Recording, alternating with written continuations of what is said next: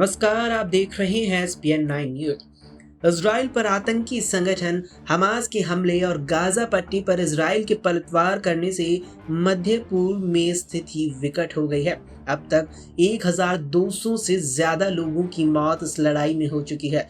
Israeli हमले में फिलिस्तीन के वेस्ट बैंक और गाजा पट्टी में ही अब तक 700 लोगों की जानें जा चुकी है। दुनिया दो गुटों में बंट गई है। हमास के खिलाफ जंग में इजराइल के साथ अमेरिका, ब्रिटेन, फ्रांस और इटली समेत कई ताकतवर देश खुलकर आ गए हैं। उधर हमास को कई अरब देश पहले से ही समर्थन दे रहे हैं। भारत ने संघर्ष विराम की अपील की। प्रधानमंत्री नरेंद्र मोदी ने कहा कि वे इस कठिन समय में इजराइल के साथ खड़े हैं। सोशल मीडिया एक्स पर उन्होंने लिखा कि इजराइल में आतंकवादी हमलों की खबर से पूरी तरह स्तब्ध हूं। हमारी संवेदनाएं और प्रार्थनाएं निर्दोष पीड़ितों और उनके परिवारों के साथ हैं। हम इस कठिन समय में इजराइल के साथ एकजुटता से खड़े हैं।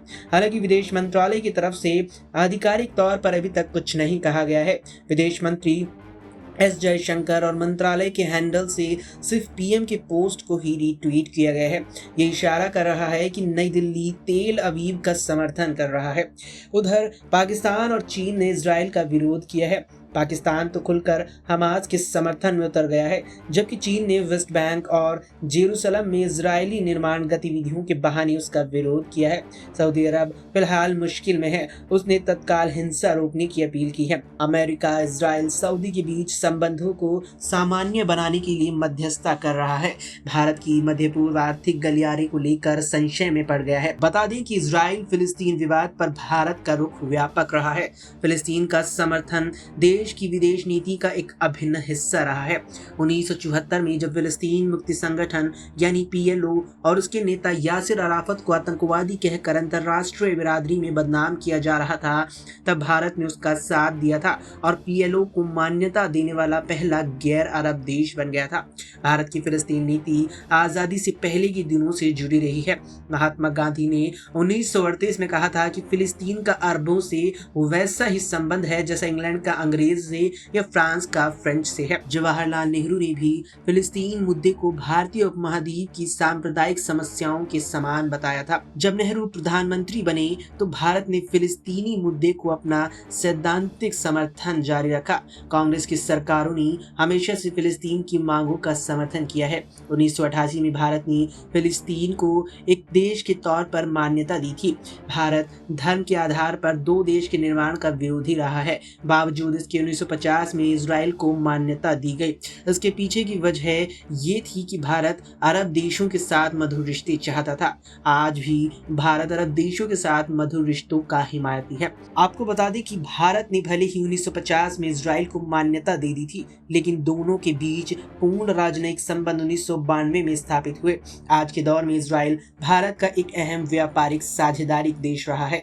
कोविड-19 महामारी से पहले दोनों देशों के बीच व्यापार 5 बिलियन अमेरिकी डॉलर से बढ़कर साल 2023 जनवरी तक लगभग 7.5 बिलियन अमेरिकी डॉलर हो गया।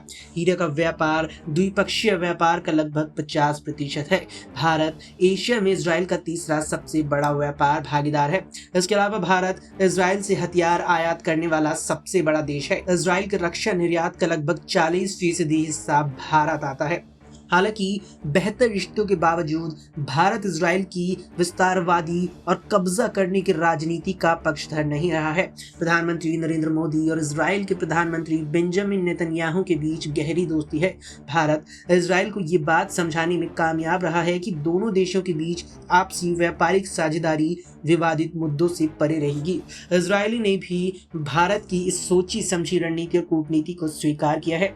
नरेंद्र मोदी इजराइल और फिलिस्तीन दोनों देशों का दौरा करने वाले पहले प्रधानमंत्री रहे हैं। बता दें कि भारत शुरू से ही फिलिस्तीन का समर्थन करता रहा है। भारत को पता है कि फिलिस्तीन से सीधे तौर पर कोई फायदा नहीं है, लेकिन उसका समर्थन करने से अरब और खाड़ी देशों के साथ रिश्ते मधुर बने रहेंगे और व्यापारिक साझेदारी चलती रहेगी। भारत अरब देशों से पेट्रोल का आयात करता है। इसके अलावा कोविड काल में अरब देशों ने भारत को ऑक्सीजन की सप्लाई भी की थी। इतना ही नहीं, खाड़ी देशों में लाखों भारतीय नौकरी और रोजगार करते हैं। दूसरी तरफ भारत ने इजराइल से मित्रता बरकरार रखते हुए उसकी विस्तारवादी या गाजा पट्टी और वेस्ट बैंक पर कब्जे की रणनीति का समर्थन कभी नहीं किया। दरअसल भारत जानता है कि ऐसा करने से वो अंतरराष्ट्रीय फलक पर कमजोर पड़ सकता है। पाकिस्तान और चीन भी यही चाहता है कि भारत खासकर गाजी पट्टी और वेस्ट बैंक पर कब्जा करने के मामले पर इजरायली रुख का खुलकर समर्थन करे, लेकिन भारत इससे दूर रहता आया है। इसके पीछे कारण ये है कि अगर भारत ने खुलकर इजराइल के कब्जा करने की नीति का समर्थन कर दिया तो पाकिस्तान भी पाक अधिकृत कश्मीर और उधर चीन अक्साई चीन पर कब्जे को वैध करार देने का दावा ठोक सकता है, जो भारत हरगिज नहीं चाहेगा।